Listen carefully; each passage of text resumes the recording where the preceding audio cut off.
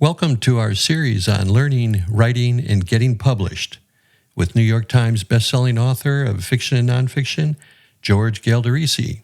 This is Lesson 1. I'm your host, Gary Hall.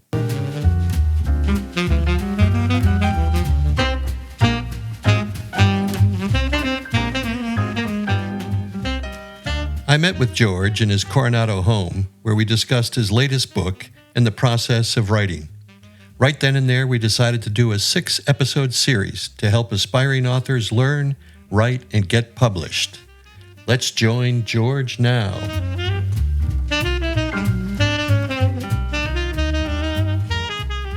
And welcome back to the Admiral's Almanac. This is a special series on writing. This episode is Lesson 1.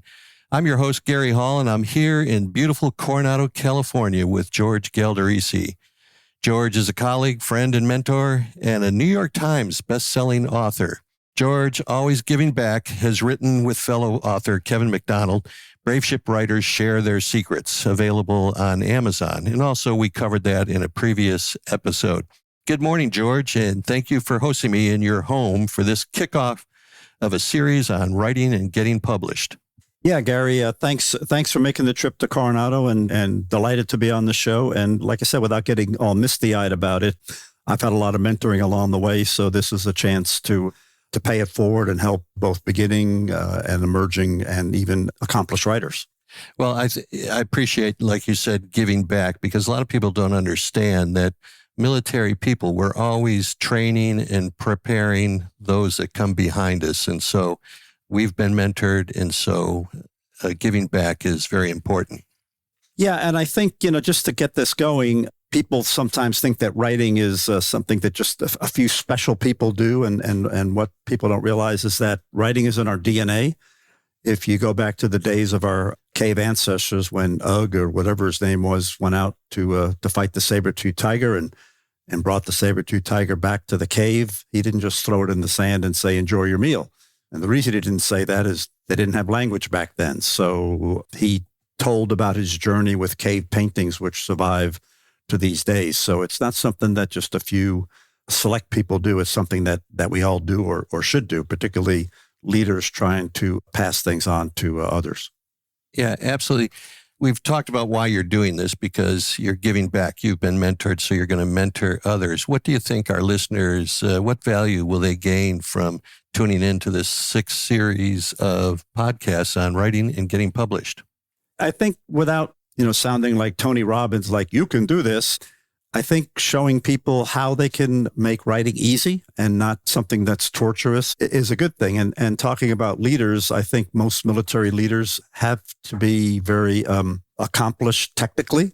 So we've all been trained as technical people, which sort of pushes out what we used to call liberal arts. So this was a chance for people to engage their right brain and write prose that other people might want to read. Okay, so after listening to this series of podcasts, what should our listeners be equipped to do regarding writing? I think first understanding that writing is the way people normally communicate. So just a couple of bullets. My friend and mentor Norman Palmore has about 40 books out on naval matters, said that journalism is the first cut at history. So the idea that if someone writes it down, it becomes sort of the facts. And then Michael Lewis in his book said that no one ever made a decision based on a number. They need a story. So it's telling a story to convince people to do something. So this is just a way in these podcasts to package what we've learned along the way. And, we give advice in the checkout line at the grocery store and other places, but this is a way to package it together in one place. Yeah, I want to interject that our listeners with this series, I want you to Google George Galdorisi, and that's Galdrosisi. George Galdorisi, and his website will pop up, and you can go to cruise his website, find the slides that will accompany this series. So there's 6 sets of slides, and we'll have 6 episodes on writing and getting published. So what can we expect during these podcasts, George? Yeah, Gary, this will be pretty much a building block approach. Like I said, when someone approaches either me or someone else who's written a number of books, the first thing they usually say is, I want to write a novel, or I want to write a memoir of my grandpa who served in World War II. And that's a pretty big task if that's the first thing you've ever done. So through these seminars, we're going to do a crawl, walk, run, where it's start out by writing something short and get some editorial feedback, whether it's a professional or a trade publication. And then you start building your writing chops, if you will, and feel more confident about writing. And then when you finally take on a book, you've got the grist and the background and the confidence to go ahead and do that. So through these seminars, we're going to start, again, crawl, walk, run, start with shorter things, and then nonfiction, and then novels, and then how you get noticed vis-a-vis your social media or your website or those kinds of things, so people know about you. And that's important because there's a 1.5 million books published every year. So it's easy to kind of get lost in the chum if you don't do those kinds of things. Right. And not everybody is going to be a New York Times bestseller, such as yourself. But as we've said before in previous podcasts, leaders need to write. And you mentioned, starting off with short form. And so where do you think folks should start?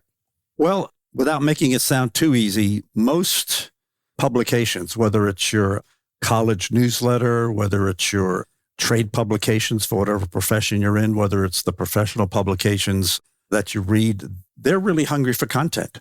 And, every month they've got to publish something. And if there's no content, there's no publication. And that's how editors lose their jobs. So if you'll work with editors, submit something, submit it on time, submit it at the proper length, submit it in a way that all the big words are spelled right, and don't quibble about the editor changing your prose. Pretty much you're a hero, and they're going to start asking you for articles. So again, starting with articles, then moving into nonfiction, and then if you're so inclined, a thriller, a novel, and then going forward from there. Now, basically starting with short form, but if you think you have a book in there, you could be doing that simultaneously, don't you think? Or would you recommend just starting off writing short, or just write? Well, there are people who, wake up one Tuesday morning, decide to write a novel, and it's successful. I just don't know any of them. Everybody I know who's written books has started out with something small. For example, I took a master's degree that included a seminar on the law of the sea, which is the biggest UN convention ever done, and then did an article in the Naval Law Review, Gary, with one of your classmates, Jim Stavridis, talking about that, and then did several other articles on that. And I always had in the back of my mind, maybe this could grow into a book, but finally I had enough articles that the book kind of wrote itself, that I was able to take what was in those articles and turn it into a book. So like I said, I think if you're going to write a book, first of all, if it's nonfiction, you're going to have to look up a lot of facts and things like that. That takes time. If you're going to write a novel, you're going to want it to be real. And if it's not from your profession, like ours, like being in the Navy, you're going to have to look up a lot of stuff. So I guess the idea of, without being rigid about it, doing a number of articles first while you've got that book idea in the back of your mind, then, you've got the fuel to go ahead and do a book. Right. So I mentioned to a couple of young pilots that didn't know what to write. And I said, write about your flight. It's almost any time we went out there and flew, there's a short story in there, or an article, or a lesson learned. What do you think about that? Yeah, my first agent, John Boswell, said, which I think is great advice, write what you're passionate about. Some people will read the New York Times bestseller list and they go like, oh, romances are great. I'm going to write a romance. Okay, great. By the time you finish that romance, now romance things are out of vogue. So just write what you're passionate about, and without putting too fine a point on it. I was, after taking these courses and talking with your classmate, Jim Stavridis, very passionate that the United States should sign the Law of the Sea Convention, and probably did about 30 articles over 10 years about that. So they were easy to write because I wanted to get a message across. It wasn't like, well, I think I'll just talk about the India-Pakistan conflict. I probably could, but I'm not that passionate about it. So write what you're passionate about was, I think, the best advice to anyone. And if they're aviators, write about that. So I want to recap, start off with short, write what you're passionate about. And I would say don't overthink it and be willing to let other editors and other people edit your prose and go from there. So let's start out, have our listeners just get down, put pencil to paper and write something, whether it be for their college magazine, for a professional journal or whatever, or possibly a blog. Yeah, and I think particularly if you take, as I did with the Law of the Sea, articles and turn them into a nonfiction book without putting too fine a point on it in this, and we'll talk about it in a future seminar. It's really the hungry market. If you go to any bookstore and look at the shelves, there are a few shelves with fiction. There are many, many, many shelves with nonfiction. So it's a hungrier market. It's easier to enter because with a novel, you've pretty much got to finish the 80 or 100,000 words. But with a nonfiction project, you can sell it on a proposal, which isn't 80 or 90,000 words. So, without overselling it, I think most people would be successful entering the nonfiction market, whether it's a memoir of their, like I said, their grandfather in World War II or a particular skill set they have, et cetera. That would be a good on-ramp. So, George, so far we've kind of laid the groundwork on writing. So let's start getting into action items, and some of this may repeat. So what should we write about? Yeah, well, I think, as I mentioned, what my first agent suggested is writing about what you're passionate about. And the way to think about that is you're at happy hour with a bunch of your friends and someone's talking and all of a sudden you just got to inject something. So you interrupt and you say, hey, what about this? That's what you're passionate about, that you want to get that out there. And then as you think about that, it's kind of like Rudyard Kipling, the elephant's child. I keep, 6 honest serving men. They taught me all I knew. Their names are what and why and when and how and where and who. So it's, asking yourself those questions. Who are you writing for? What are you going to write? And where are you going to write? When are you going to write? And why you're writing. And why is probably the biggest thing. Are you writing to entertain? Are you writing to share your views? What are you writing for? Okay, so again, we're back to passion and understanding yourself, like you said, when you want to interject. So how do we get started? And I think we've touched on a few of these things, but let's reiterate because we're in the take action session of this series. Yeah, well, like I said, I think everyone wants to be successful. So if your idea is to write an article for Foreign Affairs and your name's not Henry Kissinger, that's a big, big rock up a really steep hill. So, what I recommend to people is write for your neighborhood newsletter, that comes out every quarter, and then write for your alumni magazines. And then whatever your profession is, write for a professional journal. As I mentioned earlier, all of these entities need content. And then professional journals, popular magazines, newspapers.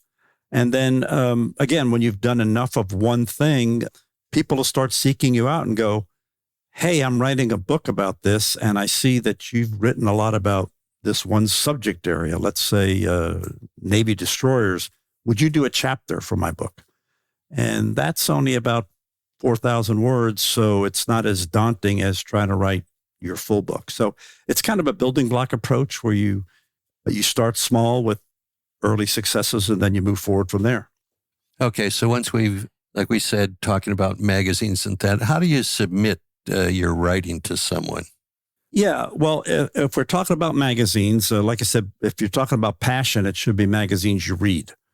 And they'll always have a way in there to submit an article, do this. And then, you entice the editor into thinking what you're submitting is understanding what you're submitting is interesting. And again, in one of the seminars, we'll talk more about how to break down a letter that a friend of mine wrote a sailing magazine to publish his article. And there's just keywords in there that the editor comes to understand, oh, you really know a lot about this, and this will really be entertaining. So it's submitting in a way that the editor can visualize that article in his or her magazine.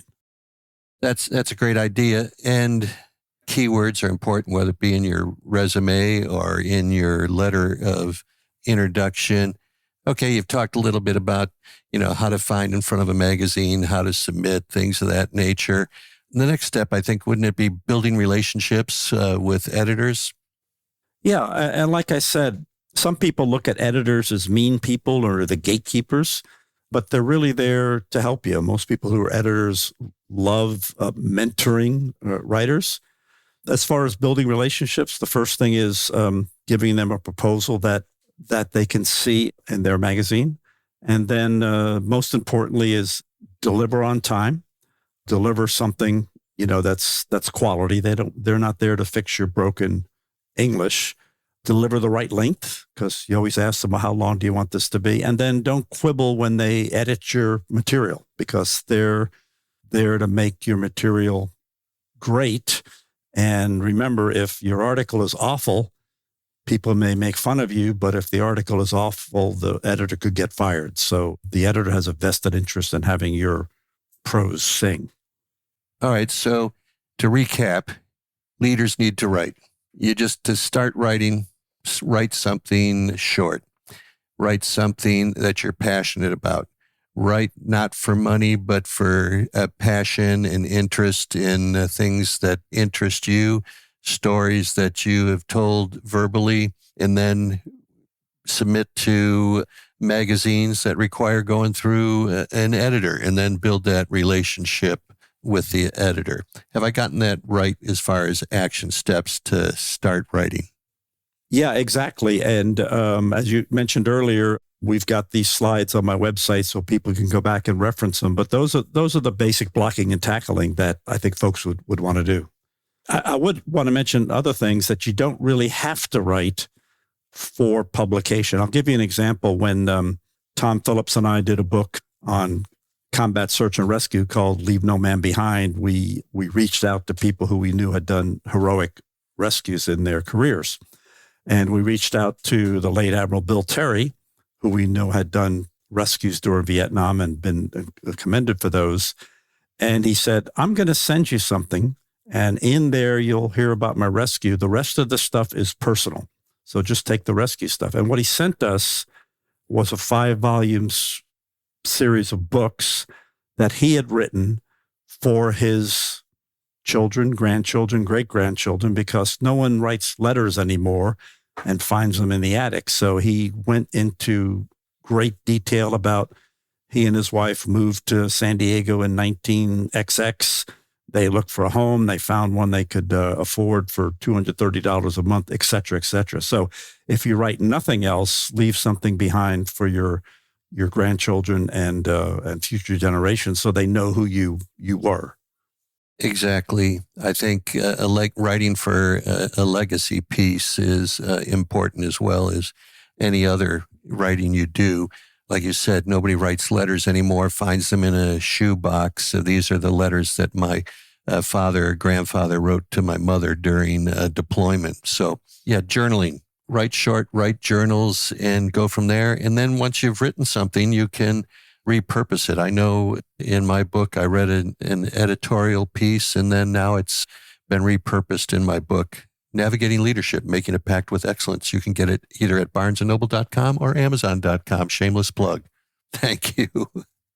Yeah. And one caution, not to be a buzzkill about this, but one of the people who was one of my mentors, Dick Couch, who's class of 67 out of the academy, former Navy SEAL, former CIA operative, said this in one of his books. He says, if you're getting all fired up and ready to pound the keys, here's a word of caution. He basically said, talk this over with your family before you decide to hole up in your room or office and write, because you will close those people off for several hours a day, and make sure that from a family perspective, that's okay. And so if you've got 4 little kids, all under the age of 10, it's probably not the best time to be in your life to be writing. So, but again, just think about that, because it does, if you do some serious writing, you have to kind of hole up and, in Godfather terms, go to the mattresses for some time each day. Exactly. And then finding that place to write, you might find that you do better on a keyboard. You might find out you do better with pencil and paper. So you've written your short articles and you've gotten one published, whether it be in your local military journal or professional journal, and you're probably feeling pretty excited. So where might this lead you? I don't want our listeners to think, well, I've just written a short article and boom, that's it. I need to write another short. Won't these articles lead to other opportunities? Yeah, absolutely. I think the more articles you do, the more you're recognized as an expert. And so, people will notice that, whether it's in your local newspaper, whether it's in a trade publication, whether it's in a professional publication, Gary, that you and I read, the Naval Institute Proceedings, and editors will start asking you hey, I know you know a lot about Navy destroyers. Do you think you could do a piece for our publication? And then, like I said, people may reach out to you as they have to me and say, well, you seem to have some expertise, Gary, like you have in amphibious warfare. Would you write a chapter for our book that we're publishing and focus on amphibious warfare? So, and then again, I think once you've done that enough, you'll probably feel confident that I've got enough stuff that I can make this into a book.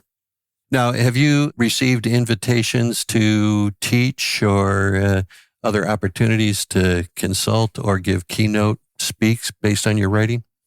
Yeah, well, first and most importantly, I've had neighbors, friends, classmates who I haven't heard from in years and years reach out to me and say, hey, I'm thinking of doing a book, and can you give me some advice and those sorts of things. And then I've done some writing seminars here in Coronado and elsewhere, Palm Springs, LA, just to again, help beginning, emerging, and accomplished writers up their game. So yeah, as a former naval aviator who lived life with a NATOPS checklist, I kind of gravitate towards, rather than giving sort of random advice in the checkout line, doing it in a more organized way. So I've done seminars for many, many years. Now, once you've started writing and you talk about editors don't have time to block and tackle, what do you mean by that? And what do you mean by ensuring what you produce is embraced and accepted? So yeah, editors, whether editors of magazines or online media or books, most of them love the English language. So if you submit something that just abuses the English language and you've forgotten everything you learned in middle school or high school about, first sentence and first paragraph and those sorts of things, they just have a very negative reaction to that. And they don't have time to restructure your sentences and those sorts of things. So they go, here's a person I have to work an hour to get it so it's decent. And here's a person who, I can publish this with very few tweaks. So yeah, it's just putting yourself in a better pole position. Now, like you said, if you forget your elementary school or middle school or even high school English and literature writing, some of that stuff isn't taught as well anymore. So would you recommend that if you want to write, you better be reading good stuff? Yeah, of course. I mean, there's an old saying, not all readers are writers, but all writers are readers. So it's hard for me to fathom, let's say you wanted to write a Clancy-esque thriller, if you haven't read those kinds of military thrillers in the past. It's an awfully big rock up a awfully steep hill. And that's going back to what I mentioned earlier. If you read the New York Times book review and see that dystopian stories about what happens after the apocalypse are hot, and you're not passionate about that, but you're just trying to catch the wave, by the time you get your book done, that wave is past and something else is in vogue. So yeah, just write what you're passionate about and that you would write this year or 10 years from now. So our listeners have been hearing passion, what you're familiar with, over and over again. So hopefully we're in lesson 1. We're hammering that down. Write something short, write it with quality, write it with passion. And then in case you did have all the proper English courses in middle school, high school, and college, it's always good to have your own reference library. Would you agree on that? Yeah, no, absolutely. And there's, I'm one of those people who, when I first started writing, I wanted, Gary, as we used to say at the academy, an ounce of gouge is worth a pound of knowledge. So I scoured the library shelves for books about writing. And then, we all have different things that sit with us. But, the kind of resources that I gravitate to is, first of all, it sounds simple, but just to have a dictionary and a thesaurus handy, and a paperback one. And the reason I say paperback is, you see some of these dictionaries and thesaurus that are huge. Well, you're not going to have those on your desk because they'll be in the way. So you get a little paperback one, and I keep those handy, and then you're inclined to use them. There are courses on writing. I gravitate to some that come from the Learning Company and talk about various aspects. The New York Times has some books called Writers on Writing, and it's just, you hear from writers. So those are the kinds of things that you build your own personal library of like I said, of gouge, of the kind of books that help you along the way. And of course, somebody might say, okay, boomer, with your pocket thesaurus, some of these assets and information is available online. So, if you're multi-talented with your laptop, you can find a good dictionary and thesaurus online. Absolutely. And so, okay.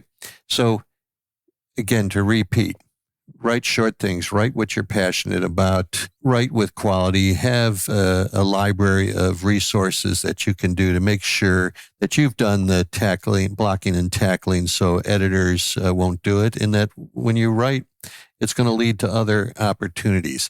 Even writing journals will take you down memory lane with your family or your spouse, et cetera. So it's all good. So why don't we wrap up session number 1 of how to write and get published?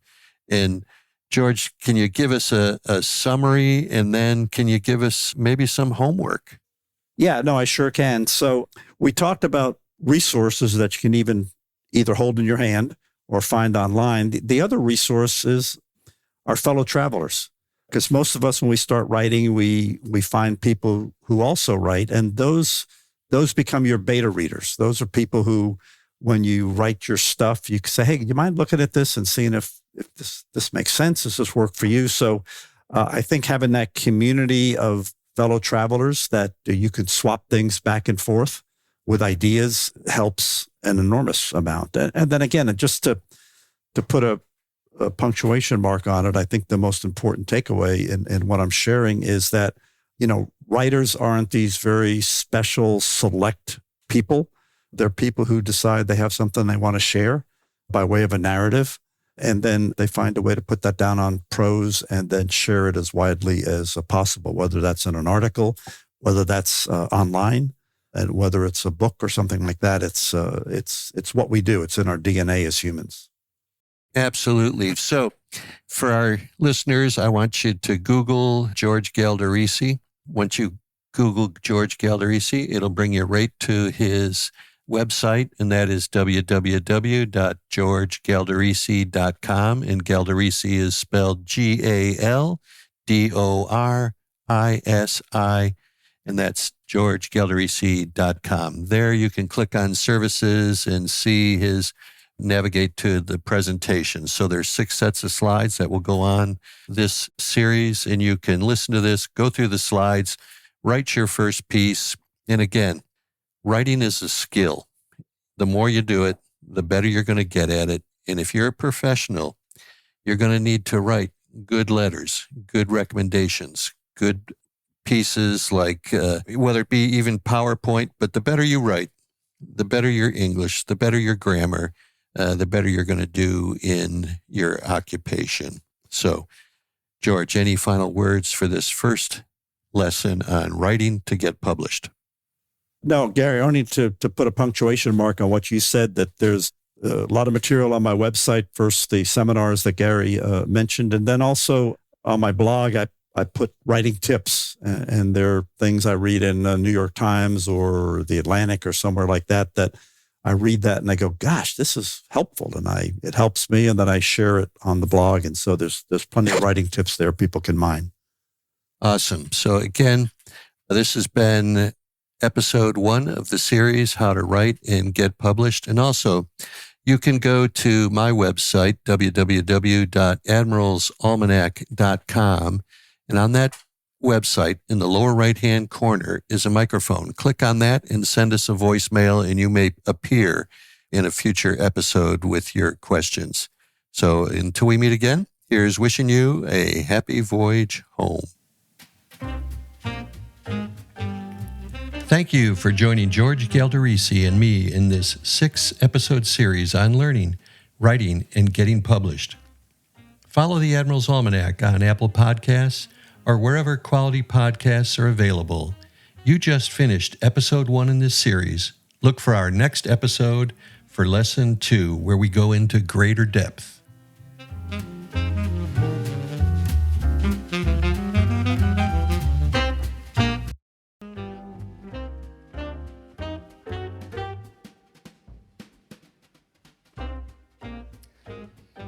Thank you for listening to this episode of the Admiral's Almanac. Please share with your family and friends. I'm your host, retired Rear Admiral Gary Hall, author of the best-selling book, Navigating Leadership, Making a Pact with Excellence, available on Amazon.com and BarnesandNoble.com. It's the perfect gift for the leaders in your life. Pick up your copy today. Follow the Admiral's Almanac wherever quality podcasts are hosted, and reach out to me if you'd like a keynote speaker at your next event or want personal coaching on your career goals. Again, thanks for listening to this episode of the Admiral's Almanac. As we say in the Navy, here's wishing you a happy voyage home. Until we meet again, I'm Rear Admiral Gary Hall.